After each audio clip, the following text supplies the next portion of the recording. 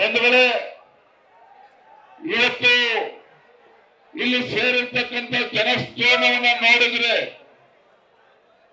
ಇಲ್ಲಿ ನಮ್ಮ ರಾಜ್ಯದ ಮೂಲೆ ಮೂಲೆಗಳಿಂದ ಬಂದಿರತಕ್ಕಂಥ ನಮ್ಮ ಎಲ್ಲ ಸಮಾಜದ ಎಲ್ಲ ಅಣ್ಣ ತಮ್ಮಂದಿರು ತಾಯಂದಿರ ಭಾವನೆಯನ್ನ ಅರ್ಥ ಮಾಡ್ಕೊಳಕ್ಕಾದ್ರೂ ಸಹ ಇವತ್ತು ರಾಜ್ಯದ ಮುಖ್ಯಮಂತ್ರಿಗಳು ಸಿದ್ದರಾಮಯ್ಯನವರು ಇವತ್ತು ವೇದಿಕೆಗೆ ಬರಬೇಕಾಗಿತ್ತು.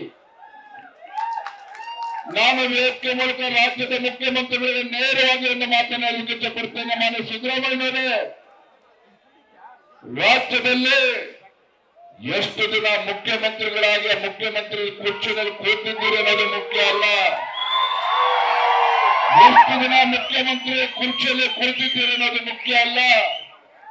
ಆ ಮುಖ್ಯಮಂತ್ರಿ ಕುರ್ಚಿಯಲ್ಲಿ ಕೂತಂತ ಸಂದರ್ಭದಲ್ಲಿ ಇವತ್ತು ಎಲ್ಲ ಸಮಾಜಕ್ಕೂ ಎಲ್ಲ ಸಮುದಾಯಗಳಿಗೂ ಕೂಡ ನ್ಯಾಯ ಕೊಟ್ಟಿದ್ದೀರಾ ಅನ್ನೋದು ಅಷ್ಟೇ ಮುಖ್ಯ. ನ್ಯಾಯ ಕೊಟ್ಟಿದ್ದೀರಾ ಅನ್ನೋದು ಅಷ್ಟೇ ಮುಖ್ಯ. ಮಾನ್ಯ ಸಿದ್ದರಾಮಯ್ಯನವರೇ, ಮನೆ ಮುರಿಯುವಂತ ಕೆಲಸ ಮಾಡೋದು ಬಹಳ ಸುಲಭ, ಮನೆ ಕಟ್ಟೋದು ಬಹಳ ಕಷ್ಟದ ಕೆಲಸ. ಮನೆ ಮುರಿಯುವಂತೇನೆ ಬಹಳ ಸುಲಭ, ಅದು ಕಟ್ಟತಕ್ಕಂಥ. ರಾಜ್ಯದಲ್ಲಿ ಕಾಂಗ್ರೆಸ್ ಸರ್ಕಾರ ಅಧಿಕಾರಕ್ಕೆ ತಂದು ಈ ರಾಜ್ಯದಲ್ಲಿರ್ತಕ್ಕಂಥ ಎಲ್ಲ ಪರಿಷ್ಠ ಜಾತಿ ಪರಿಷ್ಠ ಪಂಗಡ ಎಲ್ಲ ಸಮುದಾಯಗಳಿಗೂ ಕೂಡ ಅಲೆಮಾರಿ ಸಮುದಾಯಗಳಿಗೂ ಕೂಡ ನ್ಯಾಯ ಕೊಡ್ತಾರೆ ಕಾಂಗ್ರೆಸ್ ಸರ್ಕಾರ, ರಾಜ್ಯದ ಮುಖ್ಯಮಂತ್ರಿಗಳು ಅಂತೇಳಿ ಬಹಳ ಅಪೇಕ್ಷೆ ಇಟ್ಕೊಂಡಿದ್ರು. ಆದ್ರೆ ದುರಂತ ಅಂತ ಹೇಳಿದ್ರೆ ಯಾವ ಅಪೇಕ್ಷೆ ಇಟ್ಕೊಂಡು ಇವತ್ತು ಕಾಂಗ್ರೆಸ್ ಸರ್ಕಾರ ರಾಜ್ಯಕ್ಕೆ ಅಧಿಕಾರಕ್ಕೆ ಬಂದಿದೆ, ಅಧಿಕಾರದ ಚುಕ್ಕಾನ ಹಿಡಿದ ನಂತರದಲ್ಲಿ ಸಂಪೂರ್ಣವಾಗಿ ನಮ್ಮೆಲ್ಲ ಸಮಾಜಕ್ಕೆ ನ್ಯಾಯವನ್ನ ಕೊಡ್ತಕ್ಕಂಥದ್ದು ಸಂಪೂರ್ಣವಾಗಿ ನಿರ್ಲಕ್ಷ್ಯವನ್ನು ತೋರುತ್ತಾರೆ ರಾಜ್ಯದ ಮುಖ್ಯಮಂತ್ರಿಗಳು. ಸಂಪೂರ್ಣವಾಗಿ ನಿರ್ಲಕ್ಷ್ಯವನ್ನು ತೋರ್ತಾ ಇದ್ದಾರೆ. ನಾವ್ಯಾರು ಕೂಡ ನಿರೀಕ್ಷೆ ಮಾಡಿರಲಿಲ್ಲ. ಇವತ್ತು ನಾವು ಬಂಜಾರ ಸಮಾಜ ಇವತ್ತು ದೊಡ್ಡ ಸಂಖ್ಯೆ ತಾವೆಲ್ಲರೂ ಕೂಡ ಬಂದಿದ್ದೀರಿ. ಬೋವಿ ಸಮಾಜದ ಎಲ್ಲ ಪ್ರಮುಖರು ಇವತ್ತು ದೊಡ್ಡ ಸಂಖ್ಯೆಯಲ್ಲಿ ಬಂದಿದ್ದೀರಿ. ಅದೇ ರೀತಿ ಇವತ್ತು ಅಲೆಮಾರಿ ಸಮುದಾಯದವರು ಕೂಡ ಬಂದಿದ್ದಾರೆ. ಕೊರ್ಮ ಸಮಾಜದವರು ತಾವೆಲ್ಲರೂ ಕೂಡ ಬಂದಿದ್ದೀರಿ. ಹಿಂದೆ ಭಾರತೀಯ ಜನತಾ ಪಾರ್ಟಿ ಸರ್ಕಾರ ಇದ್ದಾಗ ಎಲ್ಲ ನಮ್ಮ ಮುಖಂಡರು ಮಾತನಾಡ್ತಾ ಇದ್ರು, ಹಿಂದೆ ಭಾರತೀಯ ಜನತಾ ಪಾರ್ಟಿ ಸರ್ಕಾರ ಇದ್ದಾಗ ನಿಮ್ಮ ಸಮಾಜಕ್ಕೆ ಅನ್ಯಾಯ ಆಗಬಾರ್ದು ಅಂತ ಹೇಳಿ ಇವತ್ತು ಬೋವಿ ಬಂಜಾರ ಕೊರ್ಮ 4.5% ಮೀಸಲಾತಿಯನ್ನು ಕೊಟ್ಟಿದ್ರು. ಕೇವಲ 4 ಸಮುದಾಯಗಳ 4% ಲಾಭ ಪಡಿತಾ ಇದ್ರು. 1% ಪ್ರತ್ಯೇಕವಾಗಿ ಅಲೆಮಾರಿ ಸಮುದಾಯಕ್ಕೆ ನ್ಯಾಯ ಕೊಡಬೇಕು ಅಂತೇಳಿ ಪ್ರತ್ಯೇಕವಾಗಿ 1% ಮೀಸಲಾತಿಯನ್ನು ಇಟ್ಟಿದ್ರು. ಅಷ್ಟೇ ಅಲ್ಲ, ಹಿಂದೆ ಬಿಜೆಪಿ ಸರ್ಕಾರ ಇದ್ದಾಗ ಇವತ್ತು SC ಪಟ್ಟಿ ಎಂದು ಬಂಜಾರ ಸಮಾಜ, ಅದೇ ರೀತಿ ಬೋವಿ ಕೊರ್ಮ SC ಪಟ್ಟಿಯಿಂದ ಕೈ ಬಿಡ್ತಾರೆ ಅಂತೇಳಿ ರಾಜ್ಯದಲ್ಲಿ ಇದೇ ಕಾಂಗ್ರೆಸ್ ಪಕ್ಷ ಅಪಪ್ರಚಾರವನ್ನು ಮಾಡ್ತಾ ಇದ್ರು. ಆದ್ರೆ ಅವತ್ತು ನಮ್ಮ ಬಿಜೆಪಿ ಸರ್ಕಾರ ಇದ್ದಾಗ ಕೇಂದ್ರದಲ್ಲಿ ಸುಪ್ರೀಂ ಕೋರ್ಟ್ ನಲ್ಲಿ ಅಫಿಡವಿಟ್ ಅನ್ನ ಸಲ್ಲಿಸಿ ಯಾವುದೇ ಕಾರಣಕ್ಕೂ SC ಪಟ್ಟಿಯಿಂದ ಕೈ ಬಿಡೋದಿಲ್ಲ ಅಂತೇಳಿ ಸುಪ್ರೀಂ ಕೋರ್ಟ್ ಅಲ್ಲಿ ಅಫಿಡವಿಟ್ ಅನ್ನ ಸಲ್ಲಿಸತಕ್ಕಂಥ ಕೆಲಸ ಹಿಂದಿನ ಭಾರತೀಯ ಜನತಾ ಪಾರ್ಟಿ ಸರ್ಕಾರ ಬಸವರಾಜ ಬೊಮ್ಮಾಯಿ ಮಾಡಿದ್ರು. ಕುರ್ಚಿ ರಾಜರು ಮಾತಾಡ್ತಾ ಹೇಳಿದ್ರು, ಯಡಿಯೂರಪ್ಪನವರೇ ರಾಜ್ಯದ ಮುಖ್ಯಮಂತ್ರಿಗಳಿದ್ದಾಗ ಯಾವುದೇ ಕಾರಣಕ್ಕೂ ಇವತ್ತು ಬಂಜಾರ ಇರ್ಬೋದು, ಬೋವಿ ಇರ್ಬೋದು, ಇವತ್ತು ತಾಂಡ ಅಭಿವೃದ್ಧಿ ನಿಗಮವನ್ನ ಮಾಡಿದ್ರು, ಇವತ್ತು ಬೋವಿ ಅಭಿವೃದ್ಧಿ ನಿಗಮವನ್ನ ಮಾಡಿದ್ರು. ಯಾವುದೇ ಅಲೆಮಾರಿ ಸಮುದಾಯಗಳಿಗೂ ಕೊರ್ಮ ಯಾರು ಕೂಡ ಅನ್ಯಾಯ ಆಗದ ರೀತಿಯಲ್ಲಿ ಹಿಂದೆ ಯಡಿಯೂರಪ್ಪನವರು ಕೂಡ ರಾಜ್ಯದ ಮುಖ್ಯಮಂತ್ರಿಗಳಾಗಿದ್ದಾಗ ನಿಮ್ಮ ಸಮಾಜಕ್ಕೆ ಸಮುದಾಯಗಳಿಗೆ ನ್ಯಾಯ ಕೊಡ್ತಕ್ಕಂಥ ಕೆಲಸವನ್ನು ಮಾಡಿದ್ರು. ಆದ್ರೆ ಇವತ್ತೇನಾಗ್ತಾ ಇದೆ, ಇವತ್ತು ಏನು ಹಿಂದೆ ಬ್ರಿಟಿಷರು ದೇಶವನ್ನು ಆಳ್ತಾ ಇದ್ರು, ಬ್ರಿಟಿಷರ ಒಡೆದಾಡುವ ನೀತಿಯನ್ನ ಇವತ್ತು ಬಡವಳಿಯಾಗಿ ಪಡ್ಕೊಂಡು ಬಂದಿರತಕ್ಕಂಥದ್ದು ಕಾಂಗ್ರೆಸ್ ಪಕ್ಷದವರು.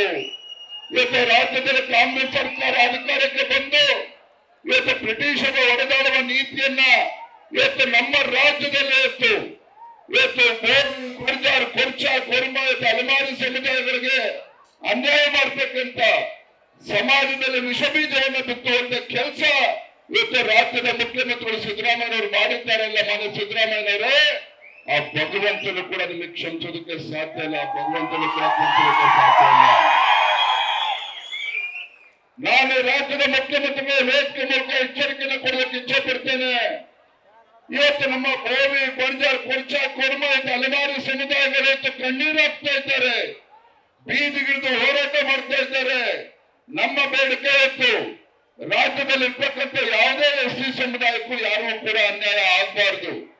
ಎಸ್ಸಿ ಪಟ್ಟಿಲ್ ಇರ್ತಕ್ಕಂಥ 100ಕ್ಕೂ ಹೆಚ್ಚು ಜಾತಿಗಳಿದ್ದಾವೆ, ಎಲ್ಲರಿಗೂ ಕೂಡ ನ್ಯಾಯ ಕೊಡಬೇಕು ಅಂತ ಹೇಳಿದ್ರೆ ಇವತ್ತು ನಮ್ಮ ಬೋವಿ, ಬಂಜಾರ್, ಕೊರ್ಚಾ, ಕೊರ್ಮ ಹಲವಾರು ಸಮುದಾಯಕ್ಕೆ ಅನ್ಯಾಯ ಮಾಡೋದಕ್ಕೆ ಹೊರಟಿದ್ದೀರಲ್ಲ, ಭಗವಂತ ನಿಮ್ಗೆ ಯಾವುದೇ ಕಾರಣಕ್ಕೂ ಕ್ಷಮಿಸೋದಕ್ಕೆ ಸಾಧ್ಯ ಇಲ್ಲ. ಸಿದ್ದರಾಮಯ್ಯನವರೇ, ಯಾವುದೇ ಕಾರಣಕ್ಕೂ ಕ್ಷಮಿಸೋದಕ್ಕೆ ಸಾಧ್ಯ ಇಲ್ಲ. ಆ ಮುಖ್ಯಮಂತ್ರಿ ಕುರ್ಚಿಯಲ್ಲಿ ಕೂತಿರ್ತಕ್ಕಂಥ ನೀವು ಈ ರಾಜ್ಯದ ಮುಖ್ಯಮಂತ್ರಿ ಅನ್ನೋದನ್ನು ಕೂಡ ಮರೆತು ಇವತ್ತೇನು ನಮ್ಮ ಸಮುದಾಯಗಳಿಗೆ ಅನ್ಯಾಯ ಮಾಡೋದಕ್ಕೆ ಹೊರಟಿದ್ದೀರಿ, ಯಾವುದೇ ಕಾರಣಕ್ಕೂ ಮುಂದಿನ ದಿನಗಳಲ್ಲಿ ಇವು ಯಾವ ಸಮಾಜವೂ ಕೂಡ ಕಾಂಗ್ರೆಸ್ ಪಕ್ಷವನ್ನು ನಂಬದೇ ಇರ್ತಕ್ಕಂಥ ಪರಿಸ್ಥಿತಿ ತಂದು ಇಟ್ಕೊಂಡಿದ್ದೀರಿ. ನಾವೆಲ್ಲರೂ ಕೂಡ ನಿರೀಕ್ಷೆ ಮಾಡಿದ್ವಿ, ಇವತ್ತು ಇಷ್ಟು ದೊಡ್ಡ ಸಂಖ್ಯೆಯಲ್ಲಿ ನಮ್ಮ ಸಮಾಜದ ಎಲ್ಲ ಸ್ವಾಮೀಜಿಗಳು ಬಂದಂತ ಸಂದರ್ಭದಲ್ಲಿ, ನಮ್ಮ ತಾಯಂದ್ರು ಇಷ್ಟು ದೊಡ್ಡ ಸಂಖ್ಯೆಯಲ್ಲಿ ಬಂದು ಕೂತಿರ್ತಕ್ಕಂಥ ಸಂದರ್ಭದಲ್ಲಿ ತಮ್ಮ ಮನೆ ಮಠ ಕೆಲಸ ಕಾರ್ಯಗಳನ್ನ ಬಿಟ್ಟು ಇವತ್ತು ಬೆಂಗಳೂರಿಗೆ ಬಂದ್ರೆ ಮುಖ್ಯಮಂತ್ರಿಗಳು ಸಿಗ್ತಾರೆ ಅಂತ ಬಂದ್ರೆ ಇವತ್ತು ಮುಖ್ಯಮಂತ್ರಿಗಳು ಕೂಡ ಇಲ್ಲಿ ಬರೋದಕ್ಕೆ ಸಾಧ್ಯ ಆಗೋದಿಲ್ಲ ಅಂತ ಹೇಳಿದ್ರೆ ಅವರ ಮಾನಸಿಕ ಸ್ಥಿತಿಯನ್ನ ನೀವು ಅರ್ಥ ಮಾಡ್ಕೋಬೇಕು. ನೀವು ಅವರ ಮಾನಸಿಕ ಸ್ಥಿತಿಯನ್ನು ಅರ್ಥ ಮಾಡ್ಕೋಬೇಕು. ನಾನು ಉಷ್ಮಾತೆ ಸಂದರ್ಭ ಹೇಳ್ತೇನೆ, ಇವತ್ತು ನಮ್ಮ ಬೋವಿ, ಬಂಜಾರ್, ಕೊರ್ಚಾ, ಕೊರ್ಮ ಹಲವಾರು ಸಮಾಜಗಳಿಗೆ ಯಾವುದೇ ಕಾರಣಕ್ಕೂ ಅನ್ಯಾಯ ಆಗಬಾರ್ದು. ಆ ನ್ಯಾಯ ಕೊಡ್ತಕ್ಕಂಥ ನಿಟ್ಟಿನಲ್ಲಿ, ನ್ಯಾಯ ಸಿಗ್ಬೇಕಾಗಿರ್ತಕ್ಕಂಥ ನಿಟ್ಟಿನಲ್ಲಿ ನೀವು ಹೋರಾಟವನ್ನು ತೆಗೆದುಕೊಂಡಿದ್ದೀರಿ. ನಾವೆಲ್ಲರೂ ಕೂಡ ನಿಮ್ಮ ಜೊತೆಲಿ ಇರ್ತೇವೆ. ನಿಮ್ಗೆ ಯಾವುದೇ ರೀತಿ ಅನುಮಾನ ಪಡ್ಕೊಳ್ತಕ್ಕಂಥ ಅವಶ್ಯಕತೆ ಇಲ್ಲ. ನಾನು ಬೆಳಗ್ಗೆ ಇವತ್ತು ಮದ್ದೂರಿಗೆ ಹೋಗಿದ್ದೆ. ಅಲ್ಲಿ ರಾಜ್ಯ ಸರ್ಕಾರದ ಅವಿವೇಕತನದಿಂದ ಅಲ್ಲಿ ಹಿಂದೂ ಸಮಾಜವನ್ನು ಹೊಡಿತಕ್ಕಂಥ ಕೆಲಸ ಮಾಡಿದ್ದಾರೆ. ಅಲ್ಲಿರ್ತಕ್ಕಂಥ ಹಿಂದೂ ಮಹಿಳೆಯರ ಮೇಲೆ ಇವತ್ತು ಗಣಪತಿ ವಿಸರ್ಜನೆ ಮಾಡತಕ್ಕಂಥ ಸಂದರ್ಭದಲ್ಲಿ ಲಾಠಿ ಚಾರ್ಜ್ ಮಾಡಿ ಅವ್ರ ಮೇಲೆ FIR ರಿಜಿಸ್ಟರ್ ಮಾಡಿರ್ತಕ್ಕಂಥ ಸಂದರ್ಭದಲ್ಲಿ ನಾನು ಕೂಡ ನಮ್ಮೆಲ್ಲ ಪಕ್ಷದ ಮುಖಂಡರು ನಾವೆಲ್ಲರೂ ಕೂಡ ಮದ್ದೂರಿಗೆ ಹೋಗಿ ಅಲ್ಲಿ ಇನ್ನೂ ಕೂಡ ಕಾರ್ಯಕ್ರಮ ನಡೀತಾ ಇತ್ತು.